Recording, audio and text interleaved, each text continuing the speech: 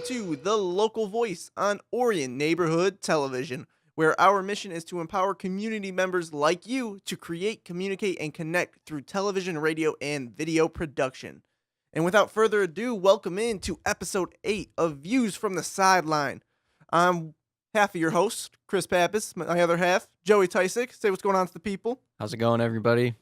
We're into another week of Views from the Sideline. I want to get into the rundown real quick for the people who know what we're going to be talking about. Talk about MSU extending their win streak to 11. The Wolverines demolished Iowa and had a huge upset win at Chrysler. The OU Grizzlies, they're really limping to the finish line. And we take a deep dive into what the Pistons need to do in the final 25 games to reach the playoffs. Well, we're going to also break down some All-Star stuff, too. So let's jump right into it here. I want to talk about some MSU because they had a heck of a week. They took care of Illinois on senior night, and that was a really big win for them. They won 81-61. Illinois kept it close in the first half, but, I mean, they only trailed 38-35. And that was a big win for them. But before we get into that one, let's talk Minnesota. Michigan State beat Minnesota 87-57, and Jaren Jackson Jr., he had 27 points, a career high for him. What'd you see from Jaren Jackson, Joe? It looks good. That was kind of a good coming out game for him, especially after struggling the week before. So he looked good in this game. Again, Minnesota is kind of that team that everyone thought they were going to be good, but then they started having a slew of injuries and a lot of other just problems with the program. So they've been limping along this year, but Michigan State took care of business. Jaren Jackson looked really good, really helping out his draft stock. I mean, he was 10 of 14 from the floor, 5 of 8 from deep, and he did it all in 22 minutes. That was kind of my biggest takeaway, the amount of production he had in such a short amount of time. I know it was against a Minnesota team who isn't really up there with the elites this year, but it's still a solid opponent for MSU to kind of get ready as they get ready for tournament play. It was really a perfect time for Jaren to hit his stride, especially with tournament play coming up like we talked about. He also finished with 6 rebounds, 3 assists, 3 blocks. He really had a complete game. I would have liked to see him maybe get on the boards a little bit more, but I say that about every big man that's not getting almost 10 rebounds a game. And that's kind of one of his small problems, I guess, that hopefully he'll work out in the future, is that he just needs to be a little more aggressive on the boards. He's a great offensive weapon. Just needs to kind of attack the glass a little bit better. Just because of his size and his length, you really want that for a team to secure those rebounds, especially for tournaments. Yeah, definitely. And, I mean, this is going to say a lot. The second leading scorer for MSU in this game was Nick Ward. He had 13 points. The front court combined for 40 points. That's almost half of MSU's point total against Minnesota. I mean, Miles Bridges struggled a little bit. Cassius Winston struggled a little bit. But the front court really kind of pushed MSU over the limit and really in a dominant performance. Not really much to break down after that. I mean, Jaren Jackson with this career game.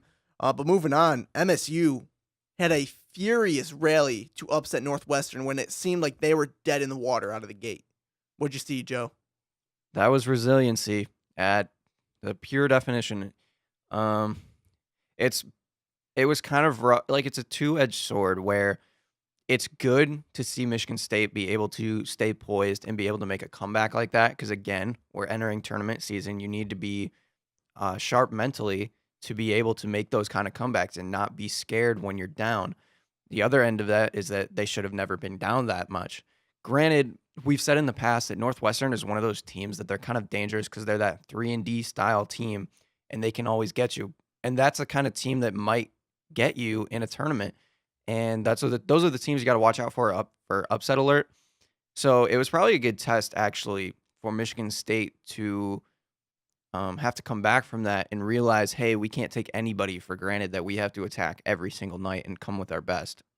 Yeah, definitely. This game was really a tale of two halves for the Spartans.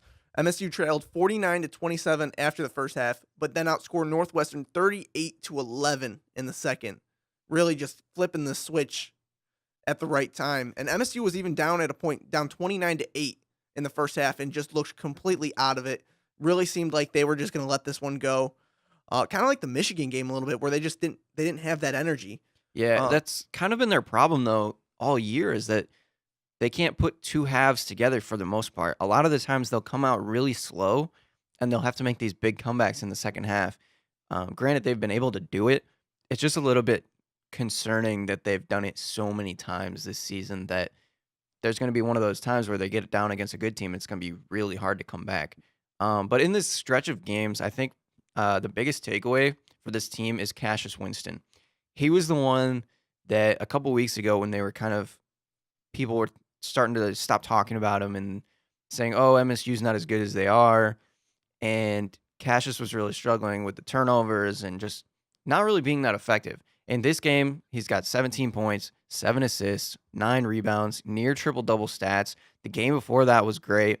Cassius Winston is really looking good lately coming down the stretch of the season, which MSU really needs. They need him to step up. He was highly recruited, and he was supposed to be the guy coming into his second season, and he's finally starting to show up, and that's what you need to see. These young guys, Cassius Winston, Jaren Jackson, all starting to maybe come together and get ready for this tournament run. And he only had 2 turnovers, too, talking about Cassius Winston, which is huge because he's had turnover issues all season long. Mm-hmm. And I think I got to say, it was the best game of the year for Cassius, I think, hands down, especially in the second half. I know he's had some other big games, but with MSU's back against the wall, especially in the second half, having to do something, he was the guy that really stepped up for MSU and started to take advantage of this of Northwestern's sloppy play in the second half.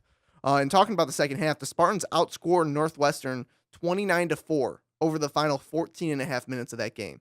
It was insane to see MSU's defense kind of. I know it was against a Northwestern team that's not too crazy. They're not that good. Let's be honest, they're not that good. They're a 3-D. They're a team that can scare you, but most nights this is a team MSU has to beat and probably handily. Well, especially for a team that put up 49 in the first half.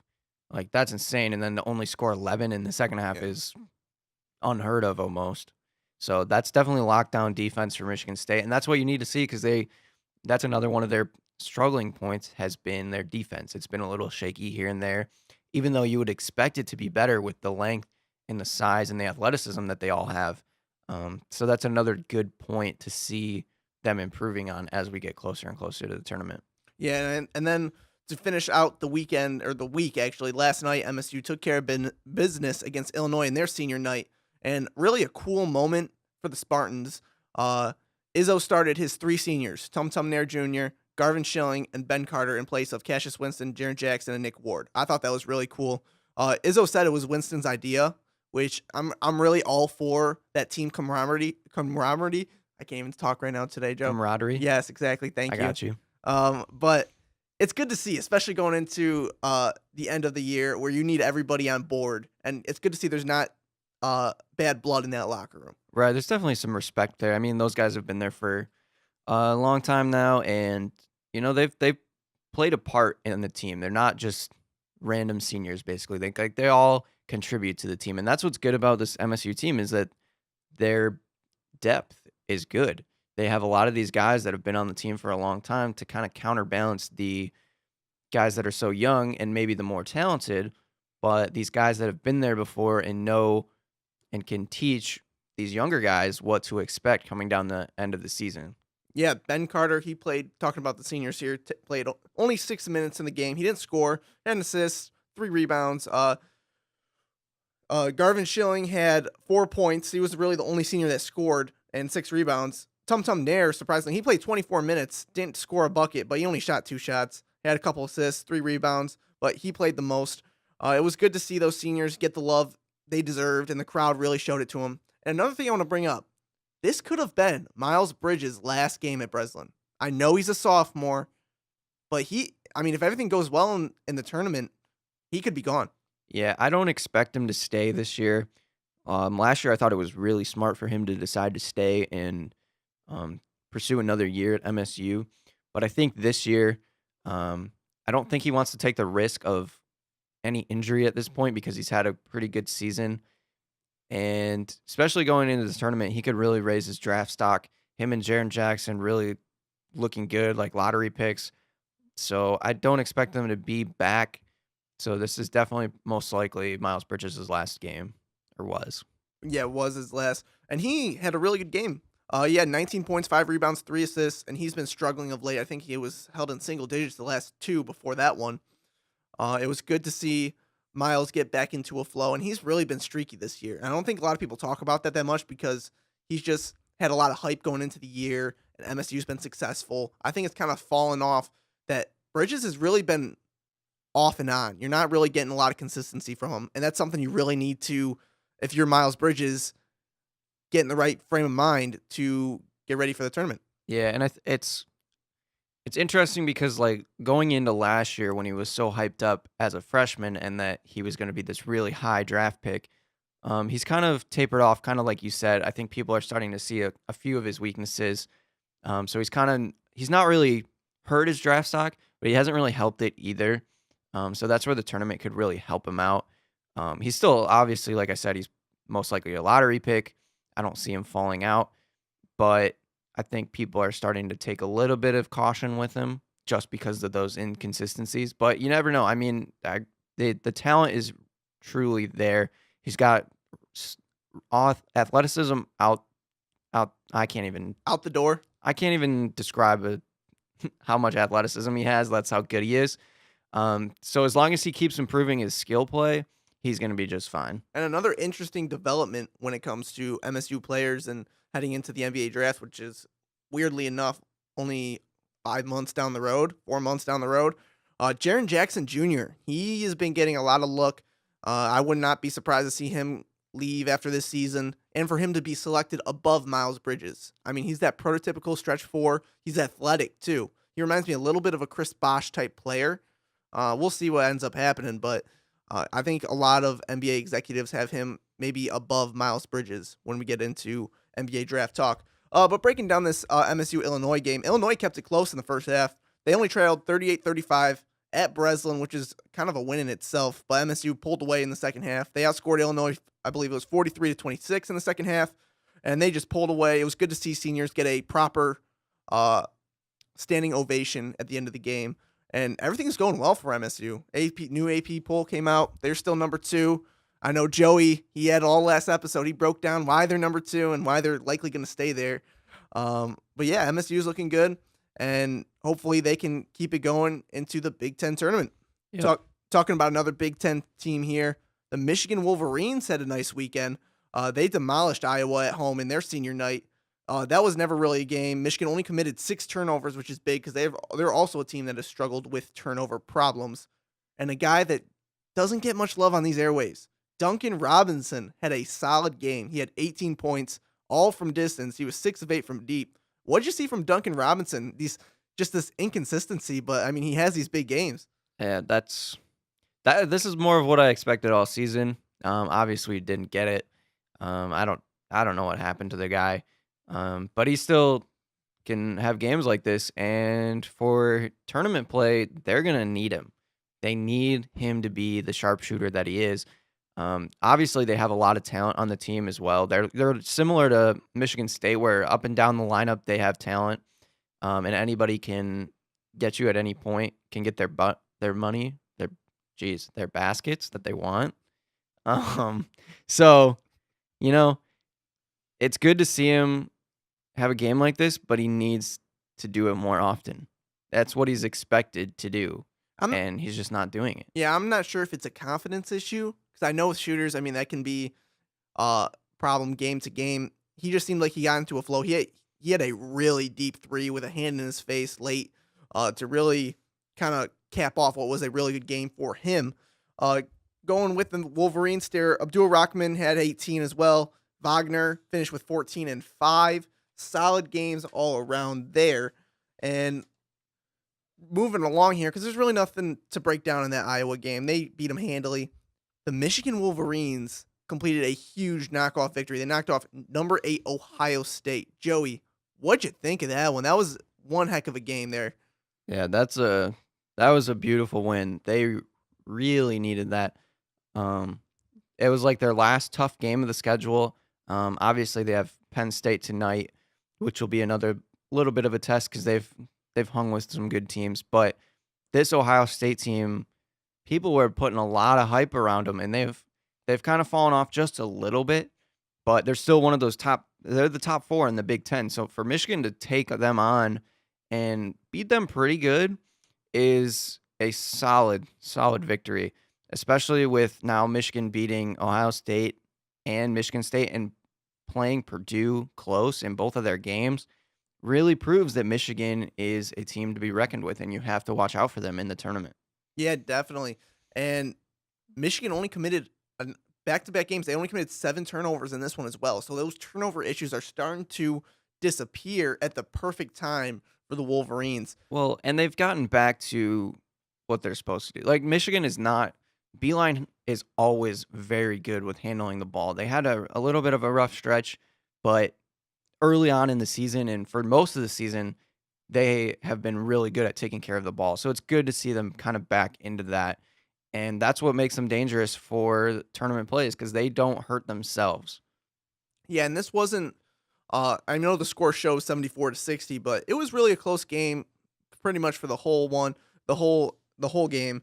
And up until probably the final 6 minutes remaining, Michigan really separated themselves. But outside of Jayshawn Tate and Keita Bates-Diop, OSU had nothing going. Diop had 17 points, 7 rebounds. Tate had 20 and 15 boards, but really had no support from their remaining teammates.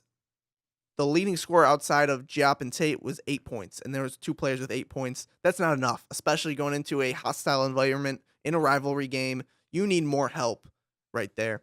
Um, Another thing I want to bring up too in this game, really probably the biggest moments happened in the first half. Mo Wagner had an incredible hustle play in the first half where he saved the ball from going out of bounds, threw it behind his back, then dove on the floor to retain possession for Michigan, and just it was such the best word to describe is probably hype because the whole crowd was going crazy. Wagner was into it, and then Michigan seemed to kind of continue to play off of that emotion, and I thought that was huge. Yeah, it's nice to see more of your leaders with those kind of hustle plays. It really shows the team and sets the tempo for the rest of the game. Like you're saying, it kind of set a mood and a tone to this game that Michigan knew how important this game was and to get this win. Yeah, and Michigan had 4 players in double figures. They had Wagner with 12 points, which kind of surprised me after looking at the box score after the game. I thought he contributed a lot more than what the box score said. Xavier Simpson finished with 13. Abdul Rahman had 17. And Jordan Poole stepped up off the bench. He finished with 15. I'm going to go out and say I know MSU maybe was a better team at the time, but I think this is the biggest win for Michigan. I do. This late in the season Yeah, against Ohio State, I think it had the most meaning and will vault them the most when yeah, it comes to I can agree with that because Michigan kind of caught Michigan State when they were struggling a little bit and still trying to figure things out. So this being, like you said, late in the season and the meaning of this game to show that they're ready for the Big Ten tournament is a big indicator that Michigan is ready to make some moves and show people that they're better than they have been. Yep, and Wolverines are now after the new AP poll came up, they moved up 5 spots. They sit at number 17, which is probably a little more than I expected, but Yeah, and good for them. Ohio State fell to 16, so those two are right next to each other now. Yeah, and I'm not sure how that always goes. I mean, you broke it down real well why you can't take one game into account, but it's always weird seeing the team you just beat still be ahead of you in the standings. But we'll see as it all comes down. It doesn't matter until you get to March Madness. Breaking down another collegiate hoops team here in the state, the Oakland Golden Grizzlies. Sadly, limping to the finish line of the season. They've dropped 2 of 3 in the last week, all to lesser opponents. I know it was a 3-game road trip, but very disappointing. I know not all of it is to blame to the Martez Walker injury, but a good portion of it probably is, just because of how much of a factor he was. What are you seeing out there, Joe? You think that because of this injury, they're kind of falling off a cliff? Yeah, I think from a mental standpoint, they're taking a bigger hit almost. Nobody really has stepped up like we said that they would need, and they would have needed somebody to step up regardless for them to do anything in the Horizon League tournament, just to add another scorer to the team besides the big three. Because as we've seen, Kendrick Nunn has struggled and the team struggles. So without Martez Walker, then you're left with almost nobody to lead this team. I know. I mean, you have Jalen Hayes, Kendrick Nunn, and you're kind of forced to see Isaiah Brock take a lot of that load in the front court as well. He's playing almost 40 minutes now, kind of taking place of uh, Martez Walker in the fact that he's playing almost 40 minutes now. OU, they lost a nail biter to Youngstown State, 75-73. The Grizzlies lost at the final horn due to a putback by Garrett Covington, and that was really just a disheartening loss. Youngstown at the time was 7-20, and you lose to a team like that at the buzzer. It really gets your morale down, and it kind of played a role. I think into the next two games as well. They just didn't play. I think they let that game linger too much. Would you agree with that or not? Yeah, I mean, I don't know. They're just in such a bad spot at this point. And just before the Walker injury, they were starting to struggle. So it was kind of concerning already. And like I said, once they lost him, I think just the mental stability is hard. And then when you see your best player in none struggling, it's so hard to come back from that, especially mentally, because you felt so high going into it that okay, our team's getting healthy again. We're starting to pick ourselves up. We're starting to play better. We're going to be ready for this Horizon League tournament. And then you get something like this. And then you see none struggling consistently. Like, I think it's a mental thing at this point. Yeah, and I think you're probably right when it comes to that. Jalen Hayes has really been the only consistent factor, and that's playing a huge role these last few games. He finished with 19 points and 8 rebounds. Kendrick Nunn had 18 points, 7 rebounds, and 4 assists. Really struggling. When you see Kendrick Nunn not break 20, you know he had a rough game. Both played 40 minutes for the Grizz, and it just wasn't enough, which is unfortunate, especially against such a lesser opponent. Then they went on the road again. They beat Cleveland State 82-66, which was kind of a morale boost just because you had Greg Campy win number 600 for him, which is a huge, huge accomplishment. And you kind of thought that was maybe going to vault OU into a better position. Not really the case. Jalen Hayes continues to lead the way for the Grizz, and he may be starting to establish himself as the leader down the stretch. I mean, he finished with 24 points. He's the most consistent Grizzly. Right. Especially with the way the Nunn has played recently. I think Hayes has, like you said, he's put himself into the position of maybe being that leadership role and showing consistency and saying, hey, I'm here too. Like everybody talks about Kendrick Nunn, but Jalen Hayes is trying to make a point that, it's a team effort and that there are more than just one player on this team. Yeah, and then you need to see that the contributions from their bench as well. Nick Daniels has had a down year. He really needs to step up. Hopefully down the stretch he will. But yeah, Oakland was dominant on the glass in this game, which really spearheaded their second half surge. And they rebounded the Vikings 41-19, which really tells you all you need to know. Dominant on the glass. Isaiah Brock was dominant, and that really helps you. I mean, none continued to struggle, which didn't play a factor in the result in this one. But if it continues to happen, it's definitely going to contribute to losses. He finished with 17 points and only went 6 of 15 from the floor. And when you're taking that many shots and not scoring the ball, you're really setting the tone for your offense going forward that it might not be productive. Moving on, the Grizzlies couldn't come from behind, fall to IUPUI 74-67. IUPUI's Aaron Brenham, he finished with 18 points. Evan Hall, he had his second consecutive double-double, 13 points, 12 rebounds. They really led the way for the Jags' victory over Oakland. But we finally saw Kendrick Nunn finally get back to his old self. He had 29 points, 9 to 17 from the floor. But the Grizzlies had nothing else now. When you have Kendrick Nunn produce, then Jalen Hayes doesn't. You can't have that. You have to have both of those guys firing on all cylinders for this team to be successful. Yeah, and that's kind of a tall task to ask for, is for those two guys to both be at the top of their game every game. I know that's what you want, and it's kind of what you expect, but it's typically just not going to happen like that. So again, it's where it puts them into a really tough position where they don't have another guy that hasn't stepped up yet to show that, hey, we can help you guys out. But I mean, unless Nunn and Hayes play out of their minds in this tournament, they're not going to go anywhere. Yeah, and I wouldn't be shocked to see them lose in the first round. They just don't look up to the task, especially injuries have derailed this season, which is very unfortunate because this may have been one of the most talented teams Campy has ever had. Right now, the Grizzlies look locked into that 4th spot in the Horizon League standings. They really don't have any movement. The 5th spot team is 7-9. They only have 2 games to play as well, so you could see them maybe drop 1 spot, but that's about all the movement you're going to see. They have 2 games to go on their season. They finish them at home versus Green Bay and Milwaukee, Wisconsin. So we'll hopefully see the Grizzlies get onto a happier note finishing off the season, heading into the tournament, which will be fun. I know it's disappointing how the season has gone, but it will still be a fun time. Hopefully the Grizzlies can give their fans something to cheer about in that game. And when you have guys like Kendrick Nunn and Jalen Hayes still playing for you, you still have a chance. Yep. So we'll see what ends up happening there. We're going to take a break here in a second. And as we go to break, I want to give a special thanks to Jets Pizza. Larry Buss and the crew at Jets Pizza, located at 1091 South Lapeer Road, have been a proud supporter of Orion Neighborhood Television and Dragon Athletics since 2009. Jet supplies catering for cast and crew, and we want to give a special thank you to Larry for his continued support. Give them a call at 248-814-7559 for more information. We will be right back. Please remember that CFL bulbs, those curly, energy-efficient light bulbs everybody is using to save electricity, shouldn't be thrown away in your trash. Neither should batteries or home medical sharps. You can check with your local community to see where they can be recycled. Some retailers will allow you to bring them in for recycling.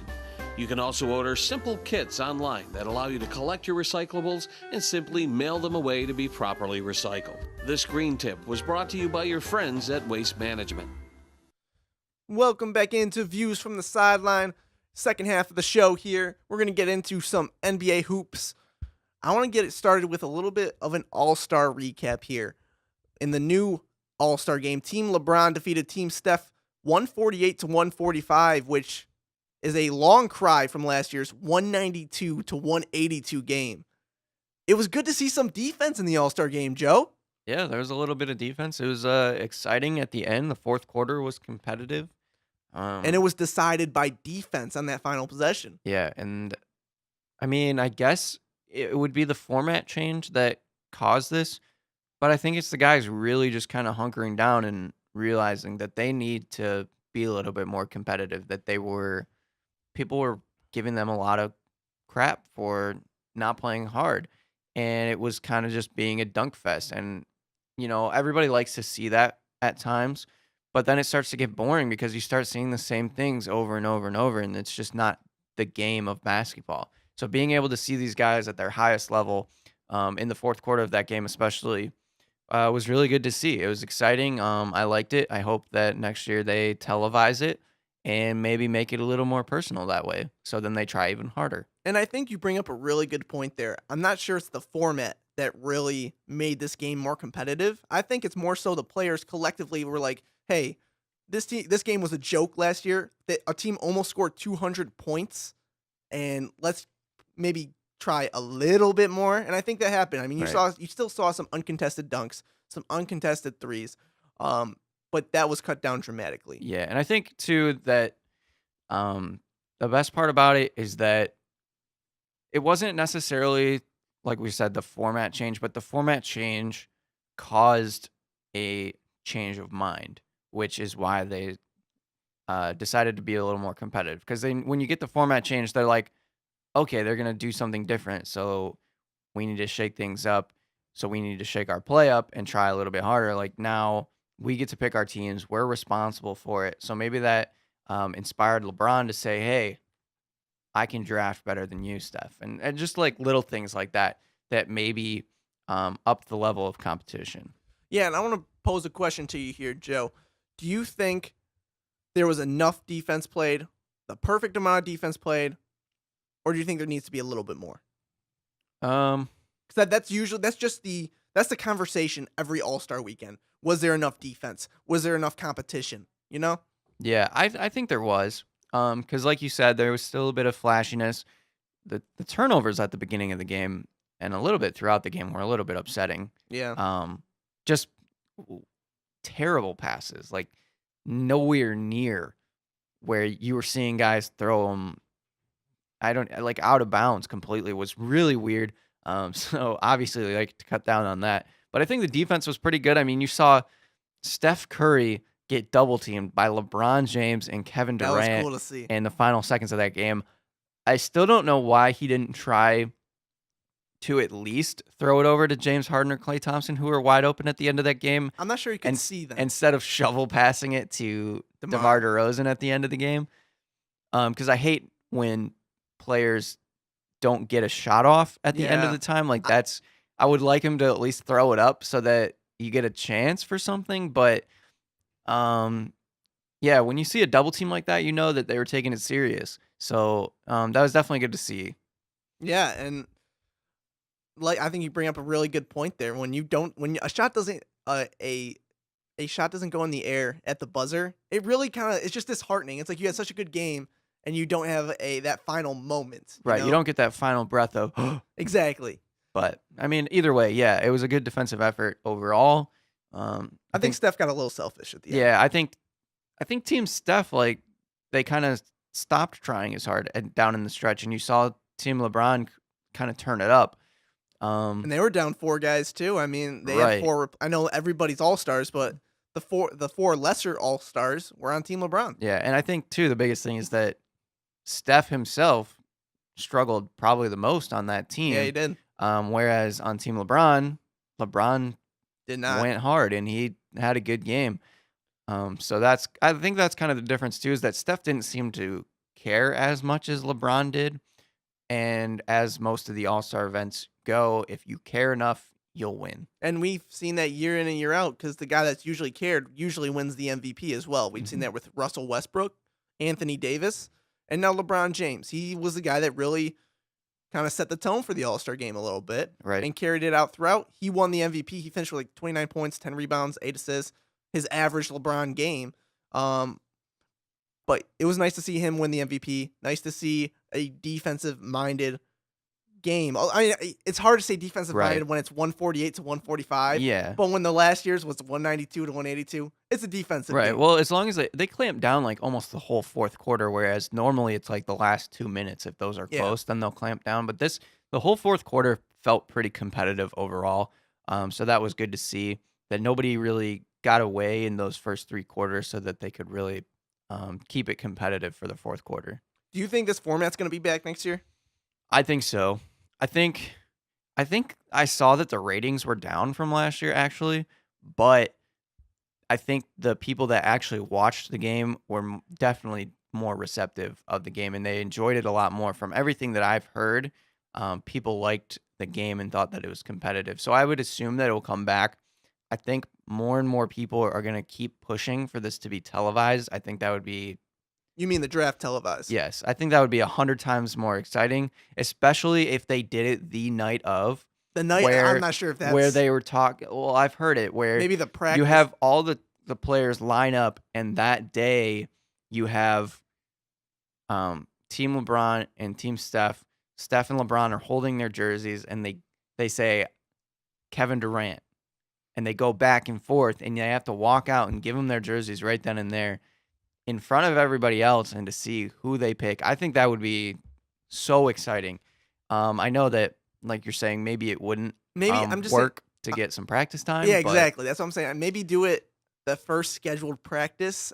Everybody comes to the court, and before the practices start, LeBron, Steph, or whoever it may be, they have their jerseys or whatever you want to do, and they pick their team there. So you still have some practice time, and it's not maybe Sunday night. But at the after same the time, intros. these guys are all these all-stars. Do you really think that they're taking these practices that seriously, and that they actually need these practices? Because a lot of them, if you heard the telecast, Chris Webber and them were talking about how, oh yeah, probably last night they were out late partying and whatnot, and that's why they were a little sluggish in the beginning of that game. I think that's why Jimmy Butler didn't play. I'm telling you, I don't think the practices matter. Like, these are all-star players. You can say, okay, let's run this set or this set.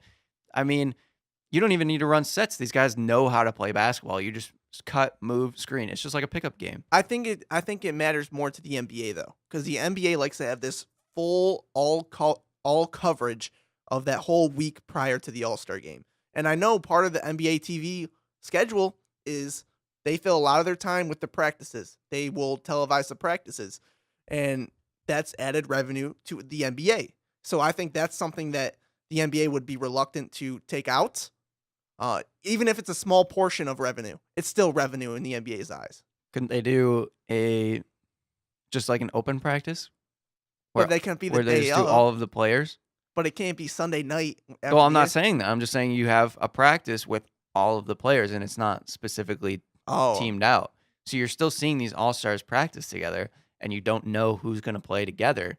So you start to so see kind of like a maybe draft combine. you start to kinda see thing. maybe some of these chemistries evolving, but they're not going to be on the same team per se. So you still can get that revenue. You can still have practices and stuff, and you can still run like little scrimmages or whatever, but they still don't know who's going to play with who. But I what's the think that would point be of running? interesting. What's the point of running scrimmages if you're not even going to be on the same team? Well, if they still want that revenue, I'm just saying.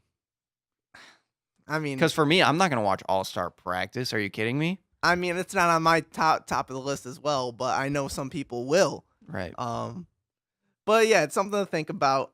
I want to pose this question to you as well. I think I know your answer, and I think we echo the same. What do you think needs to change for 2019 All-Star Weekend? What needs to change? If let's say they keep this format, what's the one thing that needs change? I televise the draft. That's it. That's all That's I it, care right? about. That's really all I care about It's- is they need to put this on a platform. You're talking about television revenue?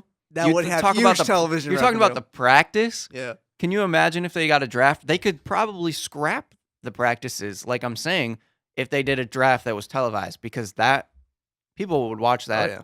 more than they would watch the game. They would care about the draft more than they would about the actual game. I mean, that's the NBA in a nutshell right now. Everybody cares about the stuff that happens behind the scenes. I know a lot of people that they don't watch NBA games, but they follow the NBA on Twitter. They follow all the back channels and all those backstories because the NBA has the most drama outside of the playing field. Right, because I- there's so many individual stars. And not to mention that, I think the NBA has the most entertaining trade season, has the most entertaining draft, just because it's a one-time thing. The NFL is a couple-day event there. Mhm. And I think it all comes down to one night, and the NBA is the epicenter of sport drama. And I think that plays a huge part in it. Right, and like I said, with the individual talents, there's a lot of individual personality that shows up. You got these guys like Embiid coming out on Twitter, Kevin Durant making fake aliases, and all these guys that are speaking up. So I think, yeah, it would definitely cause more drama, which is good television. So I just don't know why they don't do it. Like they originally they were talking about how the players would be upset. Come on, they're all grown men. I mean, that was the player association.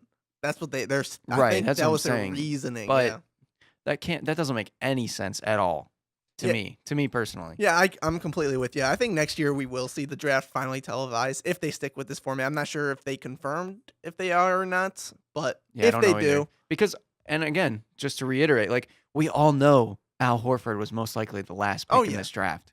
And didn't they come out and say that LaMarcus Aldridge and yeah, Al we're Horford were the two. last two? And then LeBron said KD was his first So pick. and yeah, so- and obviously you know that it's got to be like KD, maybe Giannis, then Harden, stuff like that. Like it seems like you can pretty much figure it out. Or I mean, Giannis, Anthony Davis, James Harden, because those were Team Steph. But it's kind of predictable anyway. So I don't know why they can't just do it in front of everybody. It'd be fun. yeah, definitely. And I think the line here is it would be fun. NBA televise the draft. It's time. Moving on. All-Star Saturday night was kind of bleh. It wasn't. Yep, It back didn't to the live up to the normal. hype. I mean, it was nice to see the All-Star game, the actual game, live up to the hype, but Saturday night was just eh. I mean, let's break it down here. Former Piston Spencer Dinwiddie won the skills competition. Shout out to Spencer Dinwiddie. Should have been Piston Devin Booker, who I picked, won the 3-point contest. And then a should have been Piston Donovan Mitchell won the dunk contest with Vince Carter tribute. Disrespectful. Disrespectful? Are you talking about the Vince Carter tribute was disrespectful? Yeah, you heard me. Joey. How is that disrespectful? He's honoring one of the greats with one of his dunks. He's honoring one of actually not one of, my favorite player of all time. Yeah, he was And- tributing. He didn't do any justice to it. And he shouldn't have even gotten a 48 or whatever that he Yeah, got the because grading was a little off. I mean, yeah, it's a good dunk either way, but they pretty quickly showed you what Vince Carter's looked like. And it's 10 times different. And to do that and do the whole pointing to the sky and It's over. it's over. Like, it wasn't over. Like, there just wasn't any competition. I think he got graded higher because of his antics. Right. And I yeah. hate to And see that. they've been doing that lately. I didn't like that they had DJ Khaled and I didn't like. Chris Yeah, I was gonna say Rock the as their judges were judges. terrible. That's one of their problems too. Is that the judges are really inconsistent. For some reason, they get Dr. J every year, and I didn't really notice this year. I didn't pay attention that closely, but I know in the past that Dr. J has been really, he scores people very low. He scored really easy this year. Acting like he's some crazy. I know he's like a Hall of Famer. He's one of the greatest players of all time. I'm not taking that away from him. But if you take his dunks into this era of basketball, like, they don't compare at all. What? You're saying his dunks don't compare at all to this era of basketball? No. If you look at any dunks in the past, like when they replay some of Michael Jordan's dunks and some of that Are stuff. you talking in-game or slam dunk contest? Contest dunks. Oh, I thought you were talking about in-game. No. You can't take away Oh, Dr. okay, J's okay, in-game okay, dunks. okay. Those are insane. Okay. No, I would never say that. I'm saying dunk contest dunks. Like, the creativity and the athleticism of the players nowadays is so incredible that it makes Michael Jordan and their dunks not as good. But the difference being the names behind the dunk contest. You had Michael Jordan versus Dominique. You had Dr. J in the dunk contest. You had all of these big name guys competing against each other. And now it's like, oh yeah, we got Larry Nance Jr. Hey. Dennis Smith Jr. I mean, they're good dunkers, but it's not that drama that you're talking about. I thought one of the coolest parts of the dunk contest was when Larry Nance Jr. Honored his dad, and his dad, I think he won the first slam dunk contest ever in '84, and he did the same dunk as his dad, and they put it side by side on the broadcast, and it was cool to see Larry Nance Jr. and Senior do the same exact dunk. I got to say, I think Senior had him beat a little bit. I know you're talking about athletes nowadays. Michael Jordan's dunk too from the free throw line. Has anybody emulated that yet? No. Chris, I don't know What? if you saw Zach LaVine His foot was over the line, Joe. go. Yeah, but he was going behind the back, between the legs, from the free throw line. Zach LaVine is one of the greatest dunkers of all a time. windmill from the All free right. throw line, basically. Zach LaVine is one of the greatest So, I dunkers of all mean- time. But I mean, Brent Barry did a free throw line dunk. His is probably the most legit free throw dunk of all of them. Air Brent Barry. I miss Brent Barry. I mean, I know they got him on the broadcast, but we need him back on the court. And I think the big thing too is that Aaron Gordon was hurt for this dunk contest. That yeah, really that was hurt. disappointing. I think the best dunk for one of the contestants, Victor Oladipo, came on Sunday night. He had a really nice dunk on Sunday night. It was terrible during the dunk contest. Yeah. One thing I want to bring up too, it was really a depressing night for Pistons fans. I mean, breaking it down. I don't know if it was that depressing necessarily, unless you're going deeper into the Andre Drummond thing. But When Andre was good. I mean, hey, he made the three. You predicted that he would make his first three, and he did. I told you. But Andre Markkanen just Drummond. beat him to it. Yeah, that's what I'm saying. Andre, if he could actually have made a chest pass, he would have won. But Laurie had probably his best round of the night against Andre, which was very unfortunate.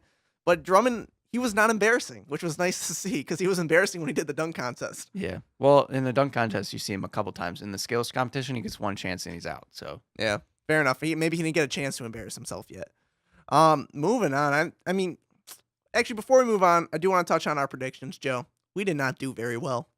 we did okay. We did okay. You had Team World win. Yeah, we both had Team World win, which I felt like was pretty obvious. Skills competition, I got the finals right, Spencer Dinwiddie and Larry Markkanen, but You picked the wrong guy. I picked the wrong guy. You picked the three-point contest Yeah, I got champion. Booker. I got Booker. I mean, I picked the other finalist or the other top scorer in Klay Thompson. I mean, that was pretty. That was a pretty given. I thought Clay was going to be in the final anyways. Right. That's what I. Booker actually, I don't know how we didn't talk about this. He had the record, 28 points Yeah. on Well, Saturday. I don't know. I don't like them saying the record ever Because- since they yeah. changed the format. So it doesn't have the same relevance. But I mean, either way, he shot the lights out. He shot really good. Yeah. Um, Outside of that, though, it's kind of disappointing. You had a couple. Paul George finished with 9. Like, yeah. that was disappointing. That seems to happen a lot though, where these guys that aren't really known as the 3-point sharpshooters, but still good 3-point shooters, tend to not do as well in these competitions. Tobias Harris made a little bit of a run. Yeah, he did. A little He bit made it to the final surprisingly. round. So his Shout final out. round wasn't as good, but He started out was hot, there. but finished poorly. Yeah, but shout out to Tobias Harris. Shout out to Spencer Dinwiddie. All the former Pistons. All the should have been Pistons. Good on you guys. Moving on. Let's talk some Pistons, Joe.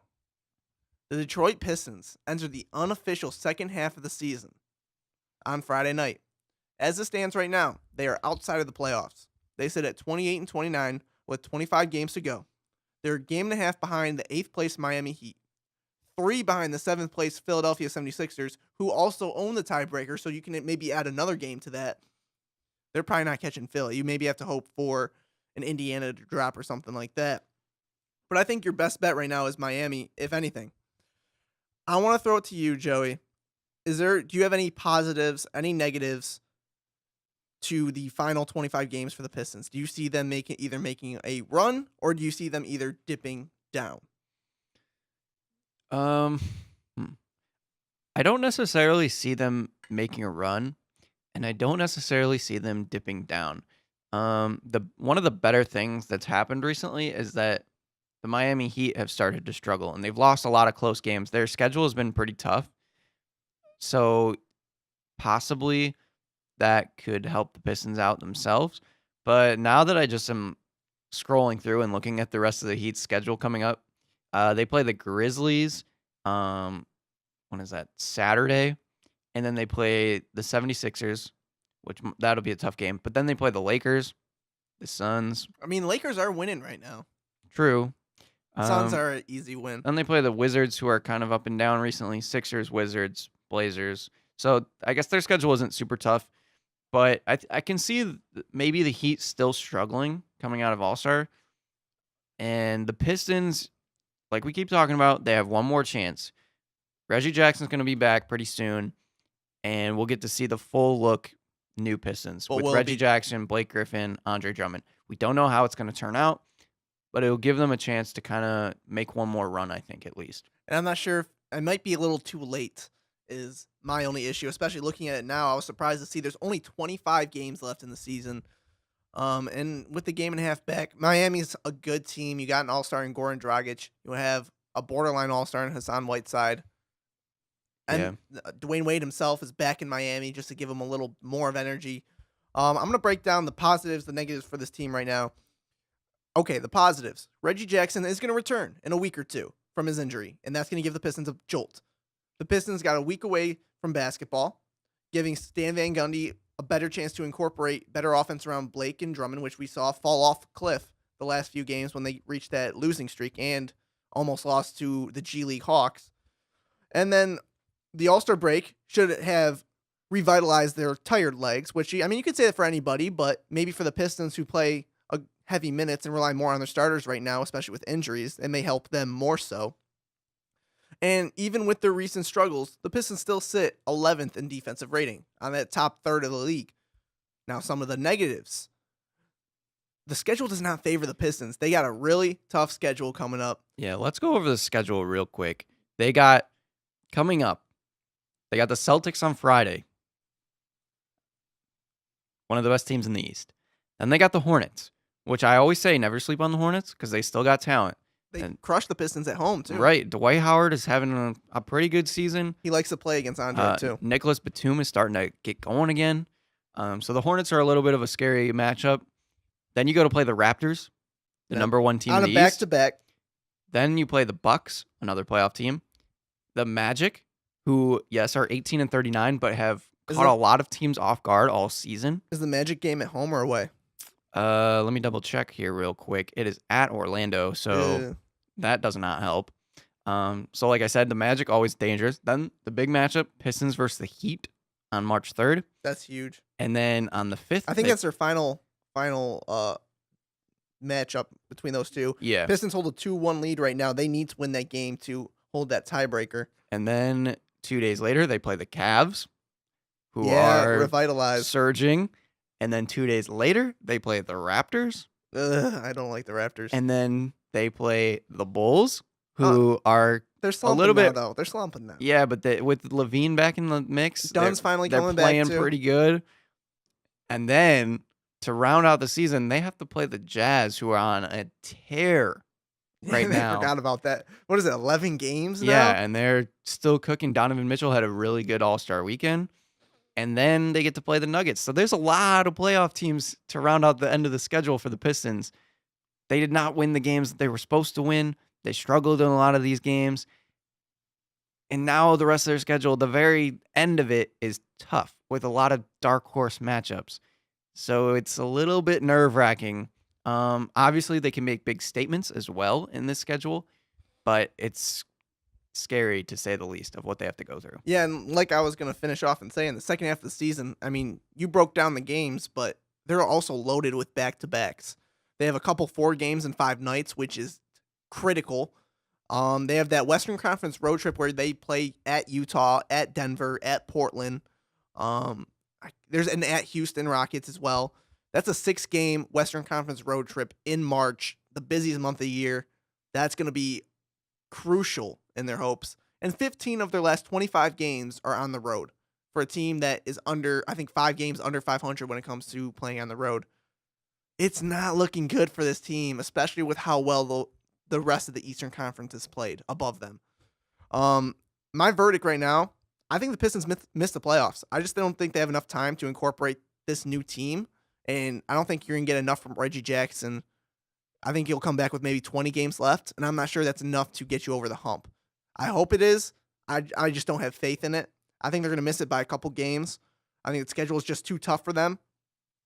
And I think next year will be kind of your best look at what the Griffin-Drummond duo will be. And I think next year is the big year for Stan Van Gundy. What do you think for the Pistons this year? Are you on board with me? Are you going more optimist? I don't know. I struggle because I don't know. This next stretch of games up until March 17th, like you said, they play the Blazers. That is like one of the hardest schedules that they'll have. And it's going to be really tough. And I don't know if I see Miami really falling off that much to give the Pistons any cushion. Because if the Pistons can come out of this little stretch of their schedule, then they'll play the Kings, the Suns. Like you said, they have the Rockets in there. They'll play the Bulls again. But then they play the Lakers. They play the Wizards, Knicks, Nets, Mavericks, Grizzlies. Not too bad. So it gets easy at the very end. Yeah. But this stretch up until March 17th is very tough. And like I said, I don't know if Miami is going to still struggle. I don't really see that happening. So it's a big key that Reggie Jackson comes back 100% and that he's ready to go immediately because if they really want to make a run at least, then they're going to need him at 100%. And he needs to gel immediately with Blake Griffin and Andre Drummond. There can't be a couple games of them getting used to each other because there's just not that time anymore. Yeah, they don't have the time for it. And it's really a shame because when Reggie went out, they were 19-14, sitting 4th in the Eastern Conference. Let's say in a perfect world, Reggie's not injured. They probably don't make the Blake Griffin trade. This team could be where Indiana is, 8 games over 500, fighting for a 4 or 5 seed, hosting a playoff series at Little Caesars Arena. But most likely scenario now, Pistons missing the playoffs yet again in Stan Van Gundy era, and yet again hope put off till next year, which it's not it's not that hopeful. You don't have much to improve in the offseason. Well, and they just got rid of their draft picks, so I mean, they don't have much to go off of. So this is your team. This is it. I mean, you can maybe if you really want to get crazy, move a couple more first round picks for any type of benefit to surround Blake Griffin and Andre Drummond. I think they missed it when they didn't go after Rodney Hood. I think he would have been a perfect fit next to Blake Griffin and Andre Drummond. And Utah had a lot of interest in Stanley Johnson from what I've read. I mean, maybe that deal was just rumored, but it would have been nice to see. Or give up a second-round pick for Alfred Payton. That one's still. I mean, we gave up a second-round pick for Jameer Nelson. And now we don't have any cap space either to use. Oh, we have nothing. Yeah. So I mean, we have the mid-level exception, but but there's not much out there for that. So I don't know. It's going to be really hard that this is what we have to deal with. Yep, definitely. It's the life of a Pistons fan. But breaking down the schedule for this week as we come right back in from All-Star Weekend. On Friday, they're at home against Boston, the 40-19 Celtics. Then Sunday at Charlotte, 24-33. And then on that back-to-back, they go up to Toronto, 41-16 Raptors. If the Pistons win 2 out of 3, it's going to be a miracle. That's all I got to say when it comes to that. Well, I'm going to throw it to you, Joey.